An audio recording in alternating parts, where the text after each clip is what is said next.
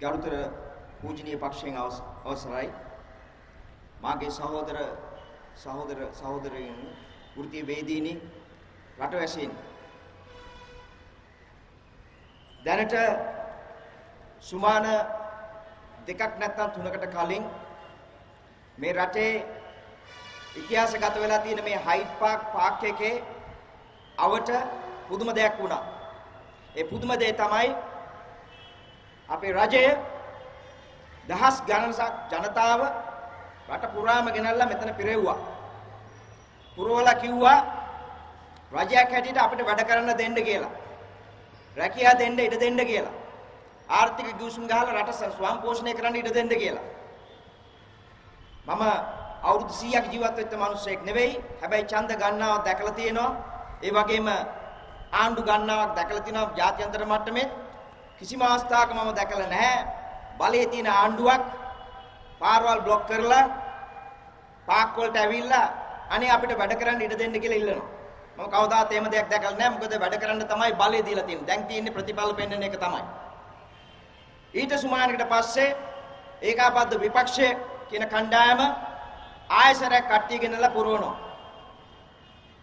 දැන් අපි අද වෘත්තීය වේදින් හැටියට මෙතන සංවිධානයේ ඉන්නකොට සමහර විට හෙට පත්තරේ තියෙන්න පුළුවන් මේක කාගේ හරි කඩේ යන ගමනක්. එහෙම නැත්නම් අපේ පාදනීය දොස්තර පාදනීය මහත්මයාගේ වැඩපිළිවෙලේ වැරදිච්ච තැනක් කියලා මඩ පාරක් ගහන්න ඉඩ දෙන්න ඉඩ තියෙනවා. නෑ මේක නෙවෙයි මෙතන වෙන්නේ. මෙතන වෙන්නේ අපිට අවශ්‍යකම තියෙන වෘත්තීය වේදින් හැටියට අපි පුණා කියන්නේ අපිට මේක දේශපාලනය කරන්න නෙවෙයි අපිට අවශ්‍යකම තියෙන්නේ. අපි අවුරුදු 68ක් නිදාසෙන් පස්සේ ඒ කාර්ය කරමින් තියෙනවා. නමුත් අද අපේ රටේ තියෙන ණයබර අපිට ණය ගා ගන්න තියෙන ප්‍රශ්නය, අපේ තරුණ රස්සා දෙන්න තියෙන ප්‍රශ්නය, අපිට ජාත්‍යන්තර මට්ටමේ හැප්පෙන්න තියෙන ප්‍රශ්න මේ හැම දෙයක්ම දිහා බලනකොට වෘත්තීය වේදින් හැටියට අපිට පේන්නලා තියෙනවා පැහැදිලිව මේ රටේ අනාගත වැඩ සුභසිද්ධිය සඳහා අපි පෙරමුණු ගත යුතුමයි කියන පණිවිඩය අපිට පැහැදිලිවම දැනලා තියෙනවා. මම ඔයගොල්ලන්ට ආරාධනා කරන එවැනි ලොකු අත්පොලසාරයක් දීලා අත්පොලසාරයක් දීලා පිළිගන්න කියලා මේ අපේ ජවය. එතකොට මෙතන වෙන්නේ සුවිශේෂ දෙයක්. ඊළඟට වීලු වුණත් ඇත්ත සිද්ධියක් වුණා අපේ ආණ්ඩුවේ ඒ රැළිය තුල. අපි රැළිය දැක්කා ජන ගංගාවක් තිබුණා. අපි ඒ වගේ ජන ගංගාවක් ජනවාරි මාසේ ගෙනාවා. පෙබරවාරි මාසේ මුල හරියේදී එතකොට කිව්වා ඒක අපි කරපු වැඩක් නෙවෙයි කියලා. අපිට ඕන නම් ආයෙත් කරලා පෙන්වන්න පුළුවන්. අපිට එහෙම අවස්ථාවක් නැහැ. නමුත් ඔබතුමන්ලා එදා බැලුවා නම් ඒ ජනගංගාවේ ආපු කට්ටිය කතා කරේ තරුණ අපට සහන දෙන්න, තරුණ අපට තොරතුරු තාක්ෂණයෙන් වැඩ කරන්න ඉඩ දෙන්න කියලා කිව්වා. නමුත් ආපු තරුණ කට්ටිය දිහා බැලුවා නම් මම එක දෙයකට කැමතියි. ඒ ඇවිල්ලා තිබුණේ අපේ තරුණයෝ නෙවෙයි. ඇවිල්ලා තිබුණේ තරුණයන්ගේ බාප්පලා, පුංචි අම්මලා, නැන්දලා, මාමලා, අම්මලා, තාත්තලා. ඒ අතින් මම ගරු කරන රැළියට මොකද පළවෙනි වතාවට අපේ ප්‍රශ්නයක් ගැන කතා කරන්න අපේ දෙමව්පියෝ, අපේ නෑයෝ ඔක්කොම සහභාගී වුණා ඒ අවස්ථාවේදී. ඒක හොඳ දෙයක්. ඒක අපි බොහොම සන්තෝෂයෙන් බාර ගන්නවා. දැන් මේ වැඩපිළිවෙලේ මුලින්දම්ම කියන්නේ අපි මේ වැඩපිළිවෙල වෙඩිමුරේ තිබ්බේ වෘත්තීය වේදින් හැට අපි වෙඩිමුරේ තිබ්බේ සැප්තැම්බර් මාසේ 17 වෙනිදා. ජාතික පදනම ආයතනයේ කාමරයක් පිරෙන්න අපි ගොනු කරා.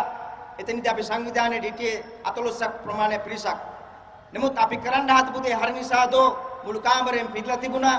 ආණ්ඩු පක්ෂයෙන් හිටිය ඇමතුරු ඇවිල්ලා, විපක්ෂ ඇමතුරු මන්ත්‍රීවරු ඇවිල්ලා හිටියා. රටේ නිලධාරීන් දහස් 100 ගණනින් ඇවිල්ලා හිටියා. ශිෂ්‍යයෝ ඇවිල්ලා හිටියා. එදා අපි ගමන පටන් ගත්තා. එදා ඒ සංගදවේ තීලවල ඒ මීටිම තීල ඉවරනකොටම රැය ප්‍රවෘත්තිය දැම්මා. අපේ පින්තූර දාලා කිව්වා අපි දේශද්‍රෝහියෝ කියලා. 17 වෙනිදා මීටිම තියෙනවා 18 වෙනිදා නැත්නම් 17 වෙනිදා රෑම අපි දේශද්‍රෝහී හැටියට දන්වලා පින්තූරයක් දාලා කියන මෙන්න මේ සීපා ගියුම් තියෙන අනවශ්‍ය කලබල කරනවා. අපි සීසා ගිවිසුම අත්සන් කරන්නේ නැහැ කියලා. හැබැයි මිත්‍රෝනි මම කියන්න ඕනේ අපි දිගින් දිගට කරගෙන ගියේ බලපෑම් සහ අරගල නිසා තමයි දෙසැම්බර් මාසේ 9 වෙනිදා අග්‍රාමාත්‍යතුමා පාර්ලිමේන්තුවේදී කියන්නේ අපි සීපා අත්සන් කරන්නේ නැහැ. ඒක හිටපු ආණ්ඩුවේ වැඩක් කියලා. අපි කියනවා ඉට්කා කියලා කියනවා. දැන් ඔබතුමන්ලාට මම සඳහන් කරනවා දින වගේක්. මේ දින කියන වකවාණු වල මේ තියෙන දවස්වල මම මේ සෑම ස්ථානයකම සිටපු පුද්ගලෙක් මගේ මේ සහෝදරොත් එක්ක. අපි පෙබරවාරි 11 වෙනිදා මහා රැළියක් තියෙනවා. පෙබරවාරි 12 වෙනිදා අපිට හම්බ වෙනවා ආණ්ඩුවේ මේ සම්බන්ධව මූලිකව කටයුතු කරන ගරු මලික් සමරකර මහත්මයාත් එක්ක සාකච්ඡාවක්. ඒ සාකච්ඡාවේ ප්‍රතිඵලයක් හැටියට වෘත්ති වේදින් 30ක් නැත්නම් 40ක් নানা ප්‍රකාර කණ්ඩායම් යෝජනා කරමින් මලික් සමරවික්‍රම මහත්මයා හම්බ වෙන්න සහ දොස්තර සමන් කැලෑගම ඒ වගේම ඉන්ද්‍රජිත් දොස්තර ඉංජිනේර කුමාර ස්වාමී සහ ඩිපාර්ට්මන්ට් ඔෆ් කොමර්ස් එකේ නිලධාරීන් හම්බ වෙලා අපි සාකච්ඡාවකට යනවා. ඒ සාකච්ඡාව වටේදී අපි ප්‍රශ්න රාශියක් නගනවා. මට මතක තියෙනවා හොඳට මෙන්න මේ කාරණා පිළි අරගෙන අද අපිට ලිඛිතව දීලා තියෙනවා. අපි ඇහුවා එක ප්‍රශ්නයක්. අපි ඇහුවා මේ ඉන්ද්‍ර ශ්‍රී ලංකා ඉට්කා ගිවිසුම අත්සන් කරලා වැඩ කටයුතු කරොත් ලංකාවට ලැබෙන ප්‍රතිඵල මොනවද? ධනාත්මක ප්‍රතිඵල මොනවද? ඍණාත්මක ප්‍රතිඵල මොනවද? මොකද ඕන වැඩක් කරන්න ගියාම ධන පැත්තක් තියෙනවා ඍණ පැත්තක් තියෙනවා කාසියක් වගේ. පැහැදිලි උත්තරේ තමයි එහෙම ස්ටඩි එකක් කරලා තිබුණේ නැහැ. මේ වෙනකොට කරලත් නැහැ. එතකොට පළවෙනි දේ මේ කරන්න යන දේ ගැන පිළිවෙලකට සංවාදයක් ස්ටඩි එකක් කරලා නැහැ ආණ්ඩුව. දෙවෙනි එක අපි ඇහුවා මේ ගැන මෙච්චර කලබලයක් මොකද? ඇයි මේ කලබලය? මං කියන්නේ ඇයි කලබලය කියලා කියන්නේ කියලා. දැන් 1998 අපි කවුරුවත් දන්නේ නැතිකොට අපේ දෙමාපියෝ දන්නේ නැති කාලේ අපේ ගරු ජනාධිපතිතුමිය ගිහිල්ලා අත්සන් කරනවා ඉන්දු ලංකා නිදහස් වෙළඳ ගිවිසුම FTA එක Free Trade Agreement එක. 2000 ඉඳලා ඒක ක්‍රියාත්මක වෙලා අද වෙනකම් මේක පවතිනවා. මේ වකවානුව තුළ තමයි සීපා ගේන්නේ. ඇයි සීපා ගේන්නේ? ලංකා ආණ්ඩුවම කියනවා එදා හිටිය එකයි අද හිටිය එකයි කියනවා ඒ FTA එකේ තිබිච්ච අඩුපාඩු මගා ගන්න තමයි මේ කිවිසුම ගේන්නේ කියලා. ඒ කියන්නේ අවුරුදු 15කට ගිහිල්ලත් අපිට හදා ගන්න බැරි දෙයක් තමයි මේ සීපා හරහා හදන්න හැදුවේ. එතකොට සීපා කියන්නේ බොහොම විදිහට ඉතා දැඩි ලෙස සාකච්ඡාවට භාජනය වෙච්ච හදාරපු අවුරුදු ගණනාවක් තිස්සේ වැඩ කටයුතු කරපු ඇග්‍රීමන්ට් එකක්. ඒක දෙසැම්බර් මාසේ 9 වෙනිදා අපි කරන්නේ නැහැ කියලා නවත්වනවා. දැන් ඊට පස්සේ මේ ඉක්කා සැකිලි ගිවිසුම කියලා එකක් 14ක් විතර තියෙන සැකිලි ගිවිසුමක් අරගෙන කියනවා ඉස්සෙල්ලා කිව්වේ පෙබරවාරි අස්සම් කරන්න ඕන කියලා කිව්වා. දැන් කියනවා මාර්තු අග වෙනකොට අස්සම් කරන්න ඕන කියලා නැත්නම් අප්‍රේල් වල කියලා මේ අවුරුද්දේ මැද වෙනකොට මේ ගිවිසුම සම්පූර්ණයෙන්ම අස්සම් කරන්න ඕන කියලා කියනවා. ඉතින් මේ අවුරුදු 15 18 තිස්සේ මේ කරගන්න බැරි වැඩේ මේ කලබලය මොකද? අපි පැහැදිලිව ගිහිල්ලා අපි යෝජනා කරා කාරණා කීපයක් අපේ රජයට. අපි තාමත් එතන ඉන්නවා. වෘත්තිකයන් වශයෙන් අපි යෝජනා කරා මෙන්න මේ වගේ දේවල්. ලංකාවේ රජයට අන්තර්ජාලීය වෙළඳ කටයුතු සම්බන්ධව ජාතික ප්‍රතිපත්තියක් නැහැ. ඒක පිළිගන්න ආණ්ඩුව. ආණ්ඩුව වැඩ කරන සමහර කන්සල්ටන්ට්ස්ලා කියන්නේ එහෙම එකක් අවශ්‍ය නැහැ කියලා. අපි දකින විදිහට අපිට තියෙන දැනුම හැටියට ලෝකයේ ඕනෑම රටක තියෙන්න ඕනේ අන්තර්ජාතික වෙළඳාම් පිළිබඳ ප්‍රතිපත්ති ප්‍රකාශයක්. ඒක වෙනස් වෙන්න පුළුවන්. ඒ වුණාට ඇයි අපි අන්තර්ජාලයට අන්තර්ජාතික ගිහිල්ලා අනිත් රටවල් එක්ක ගිහිල්ලා ඇයි අපි ගණදෙනු කරන්නේ කියන පිළිබඳ පැහැදිලි අවබෝධයක් අපිට තියෙන්න ඕනේ.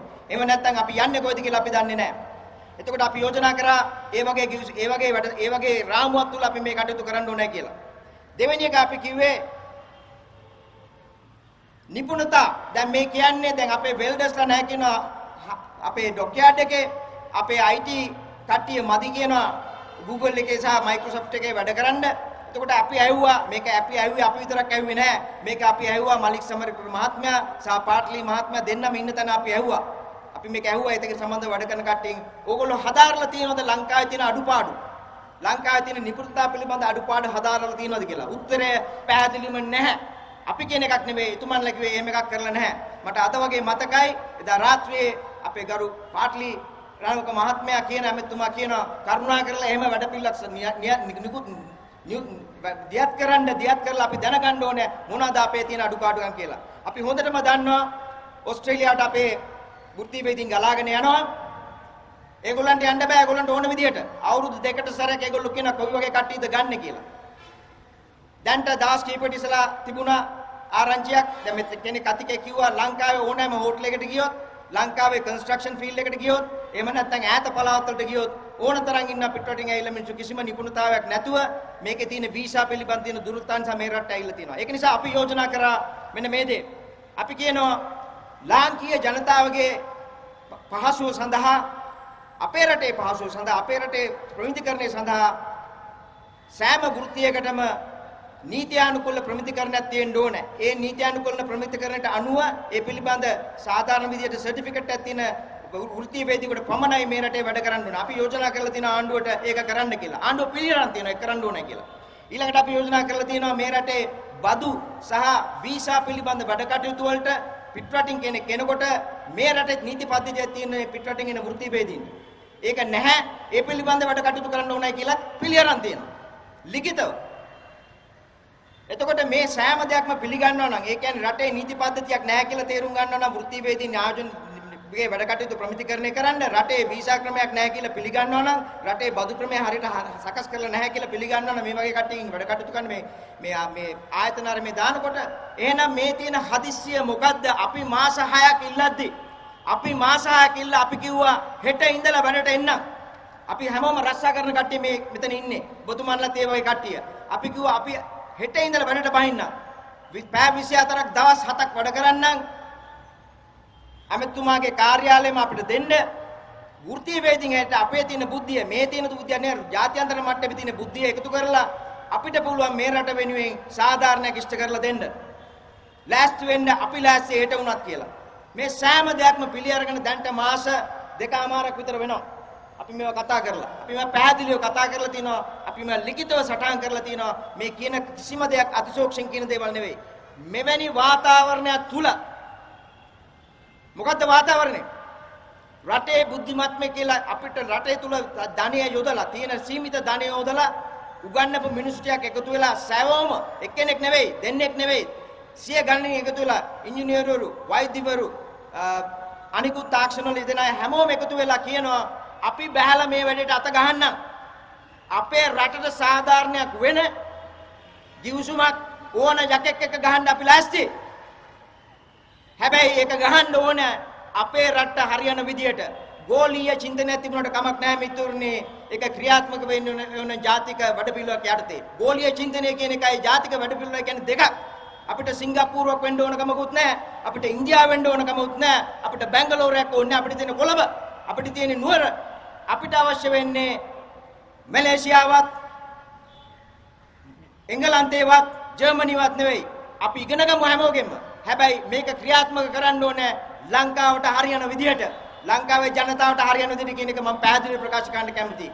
ඒක නිසා අපි අද මෙතනට ඒක රාශි වෙලා ඉන්නේ මේක අපි දන්නේ නැති ඉඳ නෙවෙයි මේක රටට දැනුවත් කරන්න. අවසාන වශයෙන් මේ කියන කාරණා තුන හතර මතක තියාගන්න. අපි වෘත්තීය වේදීන් හැටියට කිසිම අපි දේශපාලනය කරන අය ඉන්නවා අපි අතර. දේශපාලන මත තියන අය ඉන්නවා. ඒව ගාගෙන නෑ අපි මේකට. අපි නිදහස් හිතන්න පුළුවන් බුද්ධියක් තියෙන මේ රටෙන් බිහිකල වෘත්තීය වේදීන් හැටියට අපි එකතු වෙලා අපේ රජයත් එක්ක නිරන්තර සාකච්ඡාක යෙදමින් ඉඳලා තියෙනවා. මේ වෙනකොටත් අපි ඉන්නවා. අපි යෝජනා කරලා තියෙනවා කරන්න ඕනේ මොකද්ද කියලා. අපි ඉල්ලලා තියෙනවා කලබල නැතුව කරුණා කරලා මාස 6ක් අපිට දෙන්න අපිත් එක්ක දවස ගානේ වැඩ කරන්න. මේ ඔක්කොම කියලා අපි අවසාන වශයෙන් මෙන්න මේ දේ කියනවා.